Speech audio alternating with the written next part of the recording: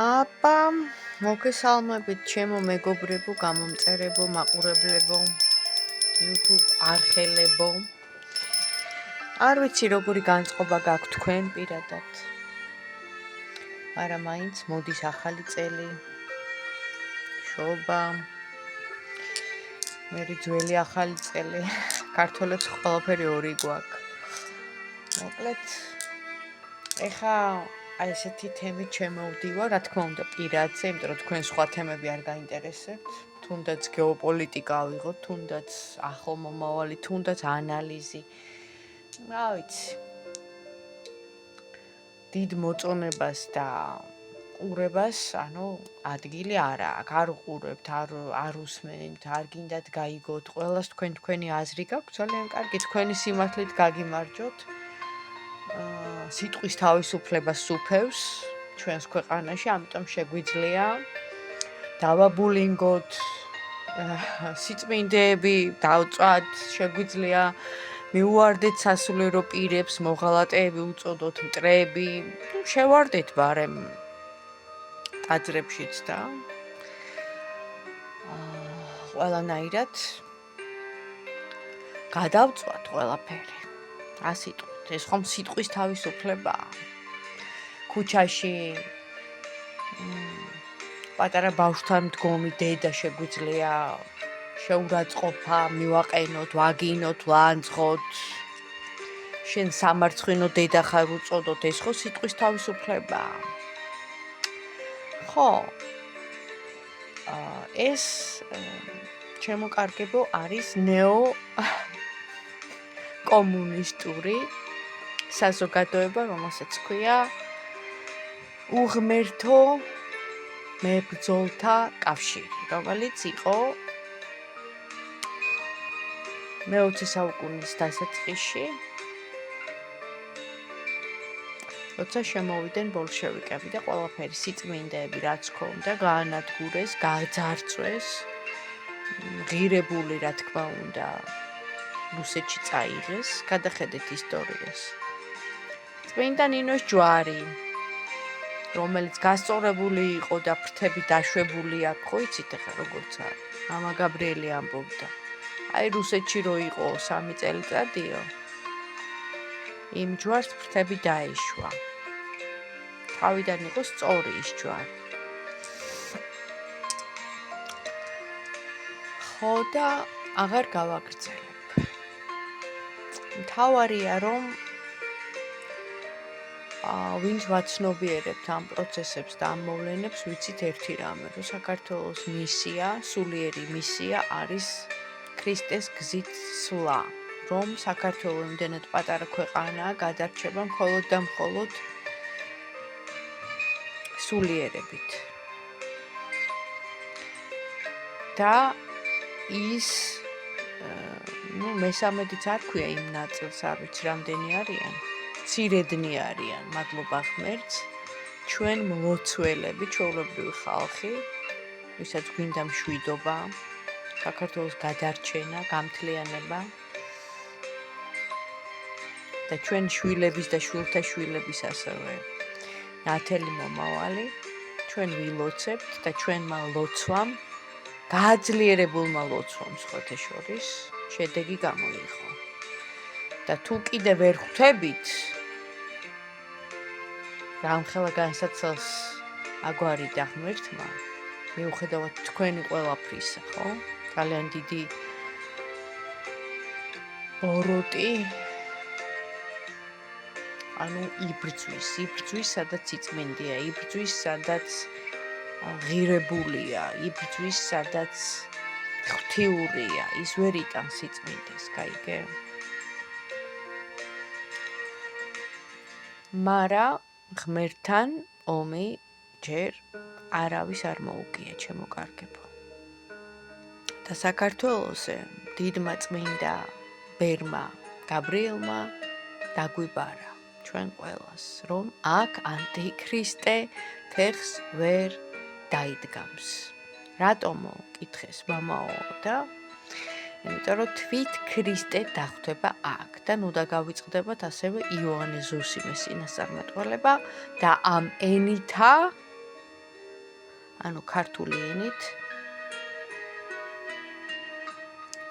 განეკითხოს უფალმა მთელი კაცობრიობა. ძველ ქართულ დამწერლობაზეა საუბარი, რომელიც უძველესია. ასე რომ ჩემოკარგებო,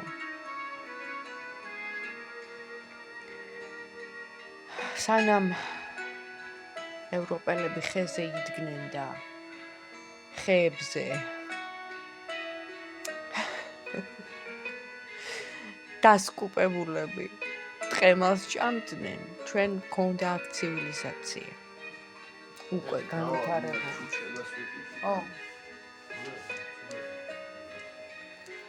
ძალიან განვითარებული ცივილიზაცია და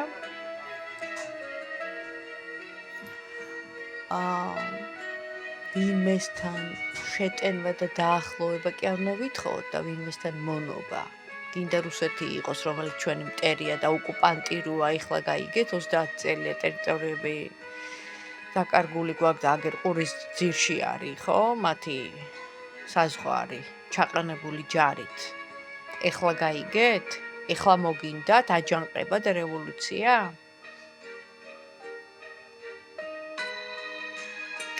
როცა თვითონ ევროპა იშლება, ჩემოკარგება და ძალიან დიდი პრობლემები ექნება. თუ ეგრე არ არის, მაშინ გაეცალით ახალ ამბებს, ნიუსებს, BBC-ს, მე არ გეუბნებით ქართულ არხებს, რომლებიც იტყუებიან არჩევნების დროსაც, ყველა გამარჯვებული რო იყო. ყველა არხზე, ყველა პარტია გამარჯვებული იყო. ესეთი რამე, რა ვიცი, ისტორიას არ ახსოვს. ჯერ ამის მერ როგორ უნდა ენდო მაგათ. ჩემოკარგებო, მე ჩემი ნათქვამი არ არის, მაგრამ კიდევ ერთხელ გავიმეორებ, მსოფლიო ემზადება მესამე მსოფლიო ომისთვის. და თუ გაიგებთ, რომ ვიღაცამ ერთმა დიდმა, ასე ვთქვათ, სახელმწიფო მეორე დიდს დაარტყა, არა აქვს მნიშვნელობა რომელი პირველი. უკვე დაწყებულია. იგეგმება ძალიან მალე.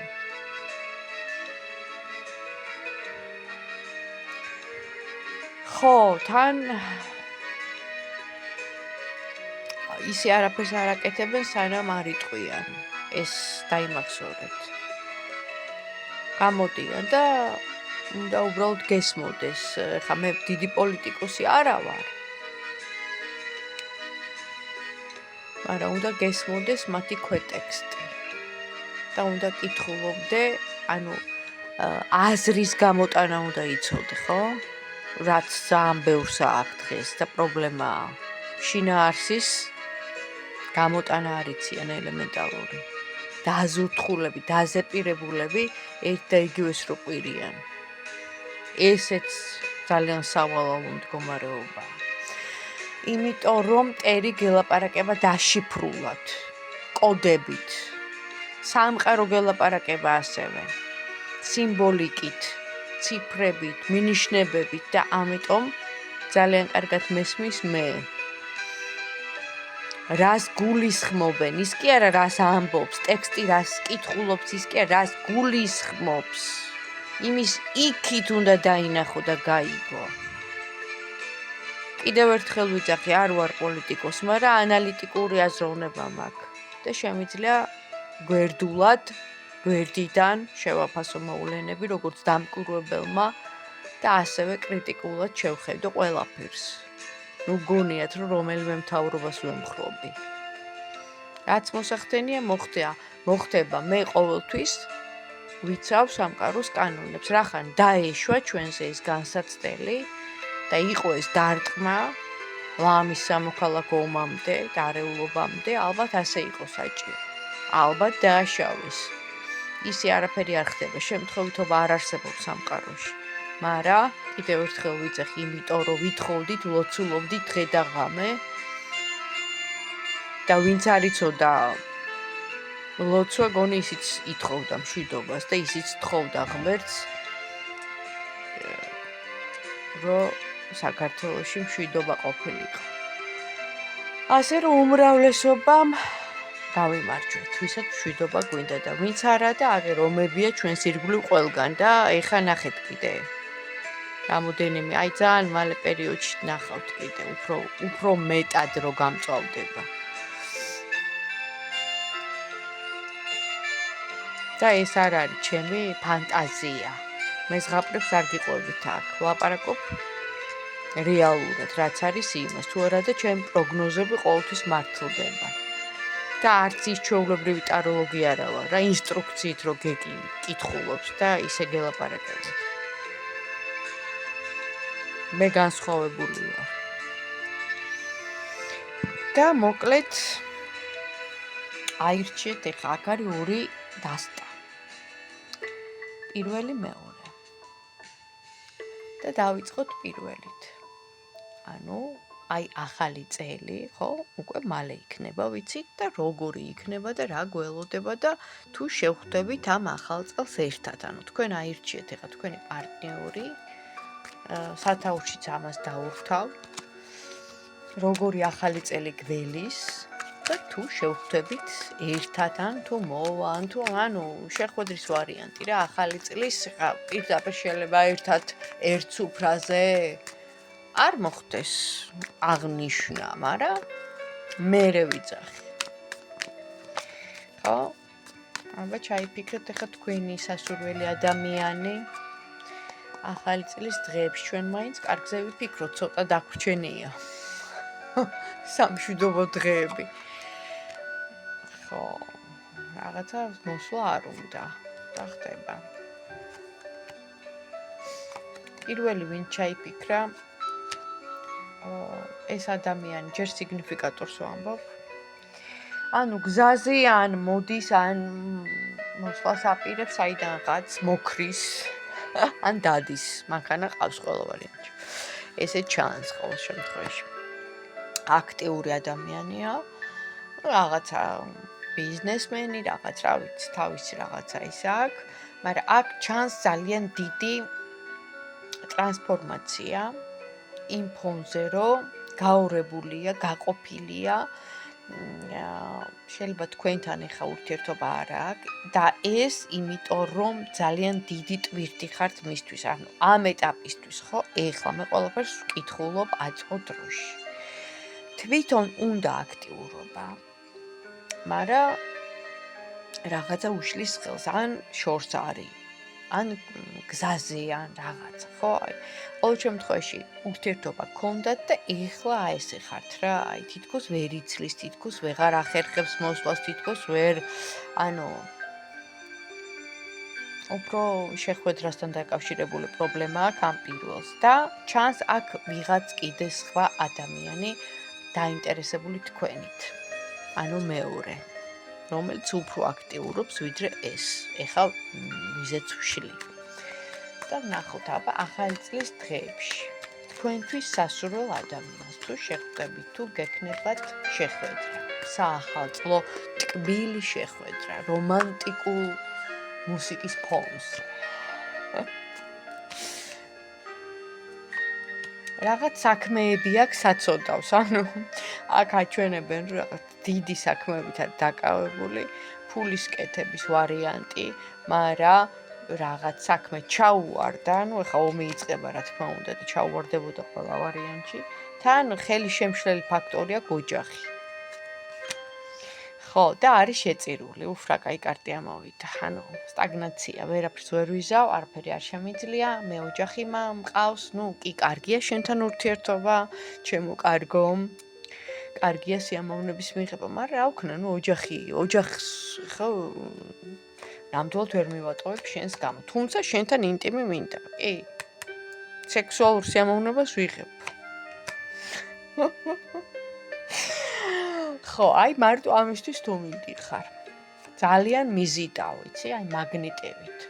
იმიტომ რომ მარტოსული ვარ, ნახე. ამ ეტაპზე, ანუ შენ მაძლევ იმ სიამოვნებას, რაც მე მჭირდება. ეს ლაპარაკობს მისი სხეული და შენთან ნამდვილად შევქმნიდი ოჯახს და შვილებსაც გაგაჩენინებდი, მაგრამ ეხა ანუ ეს პრობლემა მაქვს და აი რა ვქნა ამ პრობლემას რო ვერ ვაგვარებ, ცოლზეა საუბარი და ოჯახს.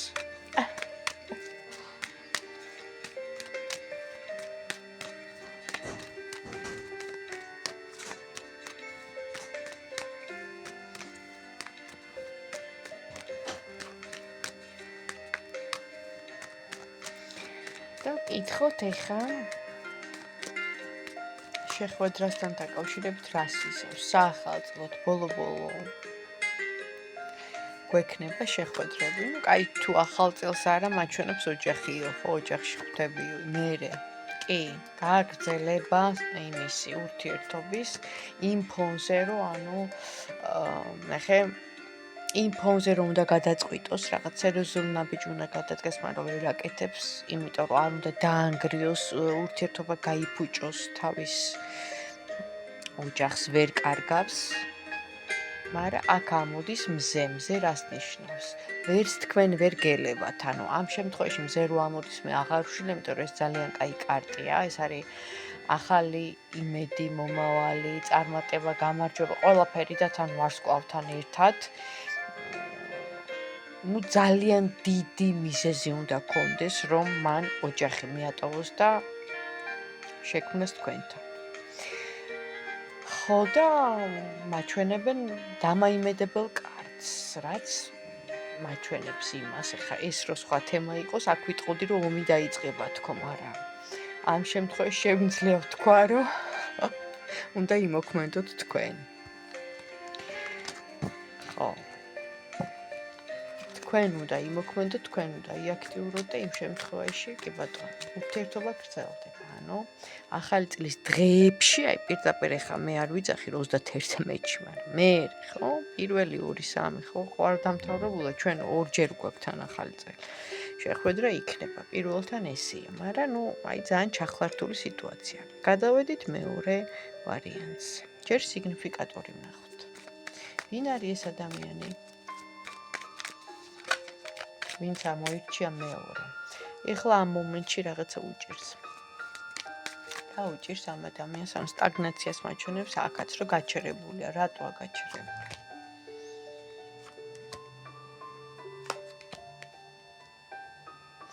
სამართლიანობის ძიებაშია რაღაცა უნდა დაამტკიცოს სიმართლე, რომელიც ვერ უპოვია, ანუ რაღაცნაირად არ მოექცნენ სამართლიანად და გაბრაზებულია. ემოციონალური ფონი აქვს დიდი, გაცეცხლებულია, სტაბილურობა უნდა, ნამდვილად უნდა, მაგრამ ყველაფერი ენგრევა ამასაც და რა ეს დანგრევის კარტები რა არის? მართლა ატომს ხო არ გაისვრიან ნეტა, როგორც პუტინმა თქვა. ვაპირებო, ანუ უმიზნებს თურმე ევროპის ერთ-ერთ ქვეყანას. კალინინგრადთან არის ახლოს, ანუ გერმანიის საზღვარია რა. და იქ დაუყენებია და მაგას ხო ნატოს ხსენებაზე, მარტო სახელი ნატოზეც ტვინში წითელი ნათურა თუ ენთება და ანუ რეალურად მაგიტომ დაიწყო ხო? უკრაინასთან ომი. დაბომბვა პროფესორად. ხო და ეხლა გადასცეს რომ ანუ ნატო ჯარიო დააყენაო შენ ტერიტორიებთან შენ საზღვართან ახლოსო და რას ქვია აქ რუსეთია უკვე ხაო და ანუ მე ვაჩვენებო მაგათო ანუ ისე ტაქტიკურად ანუ თანო გაუფრთხილდები რომ სხვები არ დაზარალდნენ ანუ იმდენად როგორი უახლესი ინოვაციური ახალი ტექნოლოგიებით შექმნილი იარაღი აქვს. მას ყავს ძალიან დიდი გუნდი პროფესორ აკადემიკოსების და მეცნიერების მსოფლიოში. ნუ იცით ალბათ ხო ხა აღარ დავიწყებ მაგათ რეკლამირებას. და ეს რაღაცა ახალი იარაღია, ნუ ისინი რო აქ და რაც აქ, კი ვიცით, მაგრამ ეს რაღაც ახალი, რომელიც წერტილოვნად, ანუ აკრობს ქალაქებს რა. და თან ისე გავაკეთებო, ისე კოხტათო და ისე ლამაზათო, ანუ ისეთი მასშტაბური არ იქნებაო თან. დაგვაიმედა. კარგით. აბა მეორე პერსონაჟი ვინც ჩაიფიქრეთ, თუ გექნებათ საახალწლო დღეებში შეხვედრა თქვენთვის სასურველ ადამიანთან და აი ესეთ მოიტყვიან დამპყრობელ ქვეყანას შენ რო ესე იგი აქედან დაუწყებ და კი ომი მინდაო და ერთ წამში რო გაგაქრობს ეს დაგავიწყდა ჩემო კარგო ვისე ომები აგე ევროპას ემუქრება ტიპი ბოლო შამსო ყველასო წაერთმევა გონიო წმინდა მამები ამბობენ, ალბათ მაგაზე იყო საუბარი.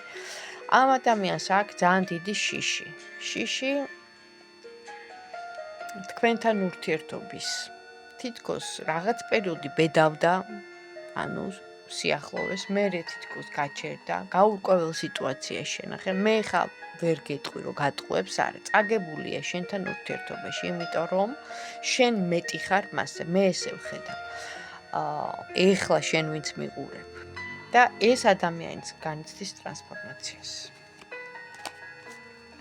მაგრამ მე ვკითხე ხა კონკრეტულად ახალი წლის დღეებში თუ იქნება ესეთ რომანტიული, ლამაზი შეხვედრა თქვენსა და ამ ადამიანთან, ვინც ეხა ჩაიფიქრეთ.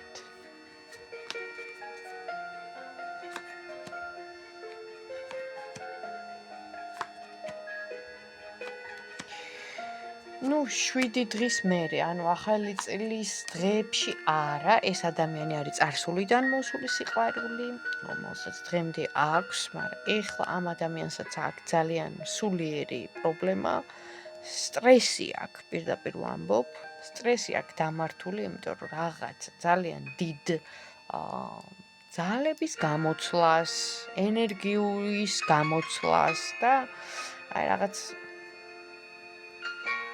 ჩემთვის მინდა ვიყო, არ მიხარია რაღაცა ესეთ სიტუაციაშია, მაგრამ ახალი დასაწყისი იქნება, იმიტომ რომ თქვენთან ურთიერთობა არ დაუმთავრებია, რეალურად გრძნობა აქვს, თქვენ ხართ მის გულში, მის ფიქრებში, მაგრამ ჯერ არ გადაუწყვეტია ესე ახალწლად ვნახავ, შევხვდები ესეთი რამე, ჯერ არა, მაგრამ მის გულში, მის ფიქრებში ხართ, როგორც ასეთი.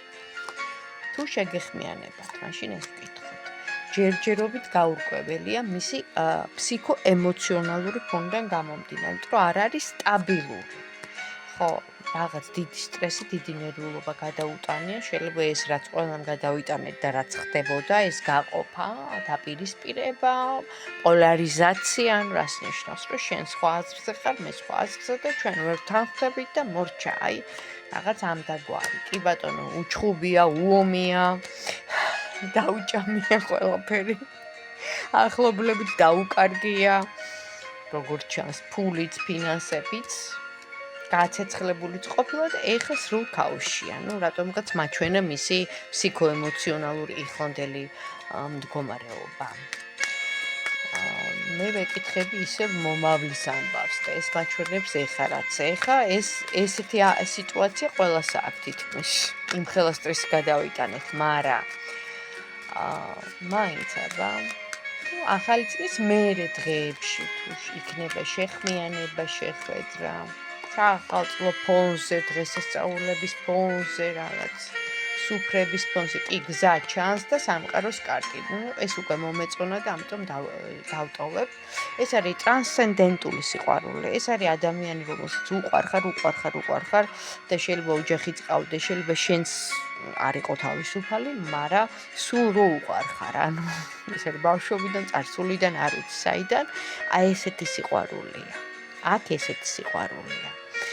და თვითონ ეხლა მართლა პრობლემები აქვს, ქაოსი აქვს, შეიძლება მონაწილეც იყო იმ აქციების, იმიტომ რომ იქ ამოვიდა ჩაკეტილობა, შეიძლება ციხეშიც არის, არ ვიცი, ან დაიჭირის, ან ეხლა შეიძლება გამოუშვეს და რაღაც ჯარიმა, ესეთი ვარიანტიც არის. მოიაზრება ყოველ შემთხვევაში, იმდანაც არეული აქვს ეხლა აქ სიტუაცია, მაგრამ დაულაგდება, კი. საახალწლოდ გზა არის, იმედი არის. და ახალი დასაწყისი, უბრალოდ თვითონ არის ქაოსში. თვითონ არის რაღაც პრობლემებში. მეორეს ძალიან პრობლემები აქვს. ვიცი, თუ რეზონირდა, თუ მოგეწონათ, მომწერეთ კიდე რა თემებზე გინდათ, გავშალოთ. ისე ამ უახლოეს პერიოდში რაც გადავიტანეთ, მინდა გითხრათ, რომ პოლიტიკოსი არ ყოფილვარ და არც დაინტერესებული პოლიტიკით, მაგრამ მე ესე ვარ, თუ რამე, მაინტერესებს, უნდა ჩავეძიო ღრმად და პოლიტიკა, უკვე გავერკვიე რა. ასე რომ უკვე შემიძლია ვიმსჯელო კაი პოლიტიკოსი ადამიანებით. უკვე შემიძლია გითხრათ რაღაცები, მაგრამ ეხა უბრალოდ არ მიმაჩინეს, ჩემი არ არის რა. ეს პოლიტიკა არ არის ჩემი. მე უბრალოდ იმიტომ ჩაუღრმავდი ამ თემას, რომ მე მაინტერესებდა ჩემი სამშობლოს ამბავი. ჩემი, აი ეს ეხა სადაც ვარ, სიმშვიდე რომ მქონოდა, თორე არანაირად არც ერთ პოლიტიკას არც ვეკუთვნები და არც განვეკუთვნები და არც ვაპირებ, რომ საერთოდ რამე საერთო მქონდეს. უბრალოდ მე როგორც მოქალაქე და ადამიანი სიმშვიდე მინდოდა და ამიტომ ჩაუღრმავდი, რომ დამენახა მტერი, არა მარტო შიდა, გარე, ის მესამე პირი, ვინც გირტყავს, ანუ ყოველთვის შენ უნდა იცოდე მტრის ილეთი, რომ უკვე დახვდე გამზადებული, ანუ ესეა რა, კონფუცის ესე უწერია, საბრძოლო ფილოსოფიაა, გადაშალეთ, მაქედან მოდის საერთოდ ყველაფერი, კონფუციდან, კონფუციანისტური ფილოსოფიიდან მოდის საბრძოლო სისტემა, საფუძველი რა, მაქედან ჩაეყარა და უნდა იცოდე ილეთი, იმიტომ კი არ ვსწავლობ მე, რომ ვიომო, არა, რომ ის საიდან დამარტყავს მე გავთვალო და აქედან უკვე გამზადებული დავხვდე და თავი დავიცვა. ანუ აი ეს ვარიანტია, გესმით? ყველაფერში ასეა, არა მარტო პოლიტიკაში.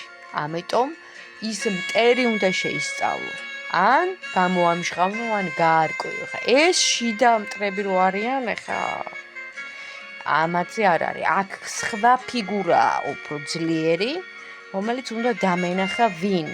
იმიტომ რომ ესენი იმდენად პაიკები არიან, ხო, ესენი ვინ ჩანან ხა. ამათ ნამდვილად ზალა არ აქვთ დამერწმუნეთ. როგორი პროპაგანდაც არ უნდა გაეწიათ, ამათ ზალა აი ის არის, ვინც არ ჩანს. ყოველთვის ასე ხდება.